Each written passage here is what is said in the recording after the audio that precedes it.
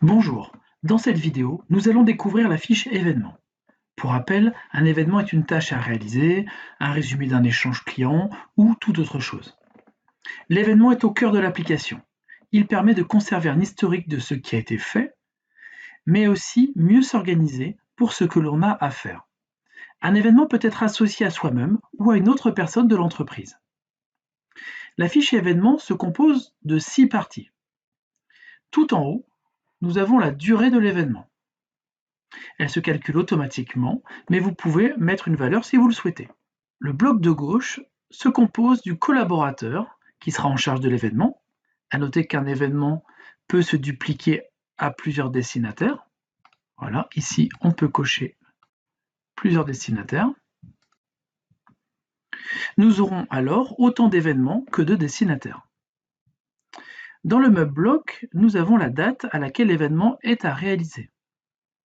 Et donc s'affichera dans la to-do list de la personne concernée. À noter que lorsqu'un événement est terminé, la date de réalisation s'affiche automatiquement dans le même bloc. Ici, je clique sur Terminer, j'ai la date de réalisation qui apparaît ici.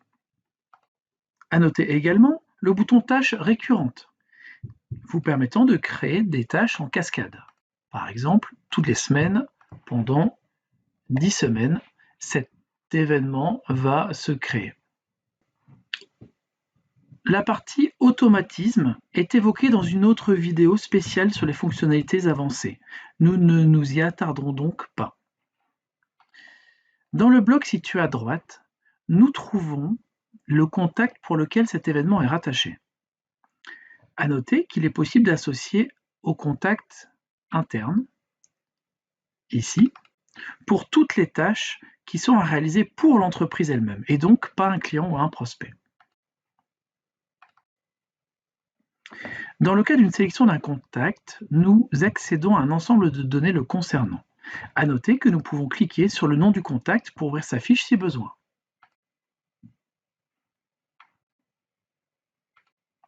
Un peu plus bas, nous avons la liste des interlocuteurs du contact et ses coordonnées.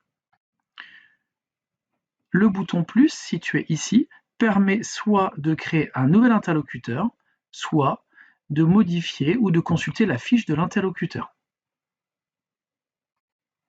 Sur la partie basse, nous avons le contenu de l'événement.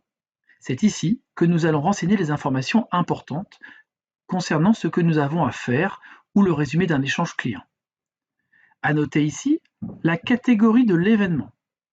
Il s'agit d'un point important. Il permet de bien s'organiser en regroupant les événements. Cela rendra plus clair la nature des tâches que vous avez à réaliser. La présence d'un bouton Email vous permet d'envoyer le contenu du détail de la tâche à un destinataire du contact.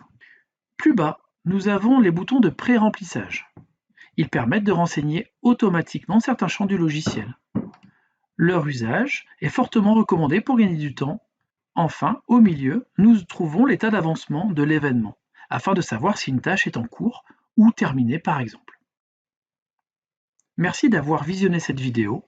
Je vous invite à me retrouver dans une autre vidéo sur Grenat Connect.